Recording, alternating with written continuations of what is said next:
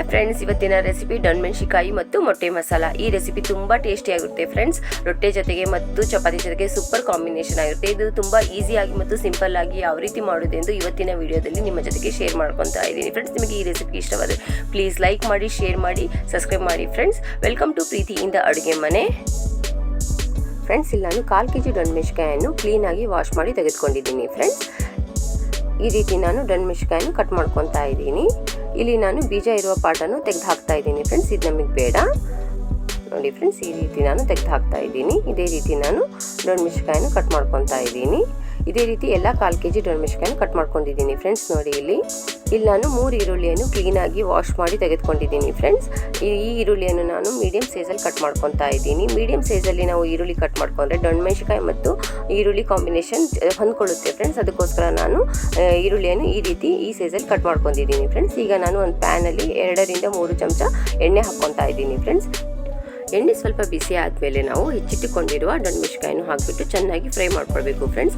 ಹಸಿ ಸ್ಮೆಲ್ ಹೋಗುವವರೆಗೂ ನಾವು ಇದೇ ರೀತಿ ಎಣ್ಣೆಯಲ್ಲಿ ಡೊಣ್ಮೆಣಸಿನಕಾಯನ್ನು ಫ್ರೈ ಮಾಡ್ಕೊಳ್ಬೇಕು ಫ್ರೆಂಡ್ಸ್. ಇಲ್ಲಿ ನಾನು ಡೊಣ್ಮೆಣಸಿನಕಾಯಿ ಫ್ರೈ ಮಾಡುವಾಗ ಉಪ್ಪು ಆಗಲಿ ಯಾವುದೇ ಮಸಾಲ ಆಗಲಿ ಯಾವುದೂ ಹಾಕಿಲ್ಲ ಫ್ರೆಂಡ್ಸ್. ಬರೀ ಡೊಣ್ಮೆಣಸಿನಕಾಯಿ ಅಷ್ಟೇ ನಾವು ಚೆನ್ನಾಗಿ ಫ್ರೈ ಮಾಡ್ಕೊಳ್ಬೇಕು ಫ್ರೆಂಡ್ಸ್, ಸ್ವಲ್ಪ ಕಲರ್ ಚೇಂಜ್ ಆಗುವವರೆಗೂ. ಫ್ರೆಂಡ್ಸ್, ಇಲ್ಲಿ ನೋಡಿ ಈಗ ಕಲರು ಚೇಂಜ್ ಆಗಿದೆ, ಡೊಣ್ಮೆಣಸಿನಕಾಯಿ ಚೆನ್ನಾಗಿ ಫ್ರೈ ಕೂಡ ಆಗಿದೆ.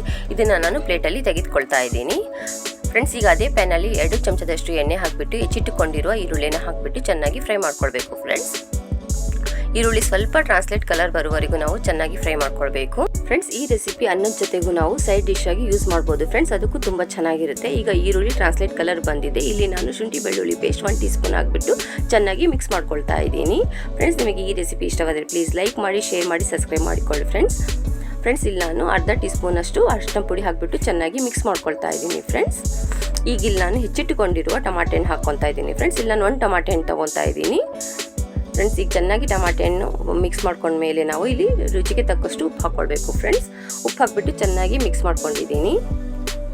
ಇಲ್ಲಿ ನೋಡಿ ಫ್ರೆಂಡ್ಸ್, ನಾವೀಗ ಫ್ರೈ ಮಾಡಿಟ್ಟುಕೊಂಡಿರುವ ಡೊಣ್ಮೆಣಸಿನಕಾಯನ್ನು ಹಾಕಿಬಿಟ್ಟು ಚೆನ್ನಾಗಿ ಮಿಕ್ಸ್ ಮಾಡ್ಕೊಳ್ಬೇಕು ಫ್ರೆಂಡ್ಸ್. ನಾನು ಖಾರಕ್ಕೆ ಯಾವುದೇ ಮೆಣಸಿನಕಾಯಿ ಆಗಲಿ, ಖಾರದ ಪುಡಿ ಆಗಲಿ, ಪೇಪರ್ ಪುಡಿ ಆಗಲಿ ಬಳಸಿಲ್ಲ ಫ್ರೆಂಡ್ಸ್. ಡೊಣ್ಮೆಣಸಿನಕಾಯಿ ಖಾರ ಇರುವುದರಿಂದ ಬೇರೆ ಯಾವುದೇ ಖಾರ ಹಾಕುವ ಅವಶ್ಯಕತೆ ಇರುವುದಿಲ್ಲ ಫ್ರೆಂಡ್ಸ್.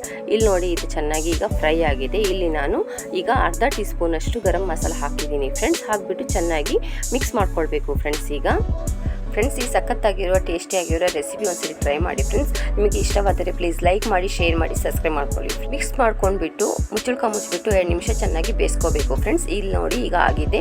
ಇಲ್ಲಿ ನಾನೀಗ ಚೆನ್ನಾಗಿ ಮತ್ತೊಂದ್ಸರಿ ಮಿಕ್ಸ್ ಮಾಡಿಬಿಟ್ಟು ಫ್ರೆಶ್ ಮಾಡಿಟ್ಟುಕೊಂಡಿರುವ ಕಸೂರಿ ಮೆಥಿ ಹಾಕಿಬಿಟ್ಟು ಮತ್ತೊಂದ್ಸರಿ ಚೆನ್ನಾಗಿ ಮಿಕ್ಸ್ ಮಾಡ್ಕೊತಾ ಇದ್ದೀನಿ ಫ್ರೆಂಡ್ಸ್. ಕಸೂರಿ ಮೆಥಿ ಹಾಕಿದ್ರೆ ಫ್ಲೇವರ್ ತುಂಬ ಚೆನ್ನಾಗಿರುತ್ತೆ ಫ್ರೆಂಡ್ಸ್. ಈಗ ಇಲ್ಲಿ ನಾನು ಮೊಟ್ಟೆ ಹೊಡೆದ್ಬಿಟ್ಟು ಹಾಕ್ತಾ ಇದ್ದೀನಿ ಫ್ರೆಂಡ್ಸ್. 3 ಮೊಟ್ಟೆ ಹಾಕಿದ್ದೀನಿ ಫ್ರೆಂಡ್ಸ್. ಇಲ್ಲಿ ನಾನು ಮೊಟ್ಟೆ ಹಾಕಿಬಿಟ್ಟು ಒಂದೇ ಸರಿ ಕೆದರ್ಬೇಡಿ ಫ್ರೆಂಡ್ಸ್. ಒಂದು ಸ್ವಲ್ಪ ಅಗಲ ಈ ರೀತಿ ಮಾಡಿಬಿಟ್ಟು 1-2 ನಿಮಿಷ ಮುಚ್ಚಿಬಿಟ್ಟು ಹಾಗೆ ಬೇಯಿಸಿ ಫ್ರೆಂಡ್ಸ್. ಈ ರೀತಿ ಅಗಲ ಮಾಡಿಬಿಟ್ಟು ಮುಚ್ಚಬೇಡಿ. 2 ನಿಮಿಷ ಆದಮೇಲೆ ಮುಚ್ಚುಳ್ಕ ಓಪನ್ ಮಾಡಿ ಫ್ರೆಂಡ್ಸ್. ಇಲ್ಲಿ ನೋಡಿ ಫ್ರೆಂಡ್ಸ್, ಮೊಟ್ಟೆ ಅರ್ಧ ಭಾಗ ಬೆಂದಿದೆ. ಈಗ ಸ್ಮೂತಾಗಿ ನಾವು ಡೊಣ್ಮೆಣಸಿನಕಾಯಿ ಮತ್ತು ಮೊಟ್ಟೆನ ಮಿಕ್ಸ್ ಮಾಡ್ಕೊಳ್ಬೇಕು ಫ್ರೆಂಡ್ಸ್. ಇಲ್ಲ ಮಿಕ್ಸ್ ಮಾಡ್ಕೊಳ್ಳುವಾಗ ಗ್ಯಾಸ್ನ ಫ್ಲೇಮ್ ಮೀಡಿಯಮಲ್ಲಿ ಇಟ್ಕೊಂಡಿದ್ದೀನಿ ಫ್ರೆಂಡ್ಸ್. ಈ ಪಲ್ಯದ ಜೊತೆಗೆ ಬಿಸಿ ಬಿಸಿ ಚಪಾತಿ ಇದ್ದರೆ 2 ಚಪಾತಿ ತಿನ್ನೋರು 3 ಕೂಡ ತಿಂತಾರೆ ಫ್ರೆಂಡ್ಸ್. ಇಲ್ಲಿ ನೋಡಿ ಈಗ ನಮ್ಮ ಮೊಟ್ಟೆ ಕೂಡ ಬೆಂದಿದೆ.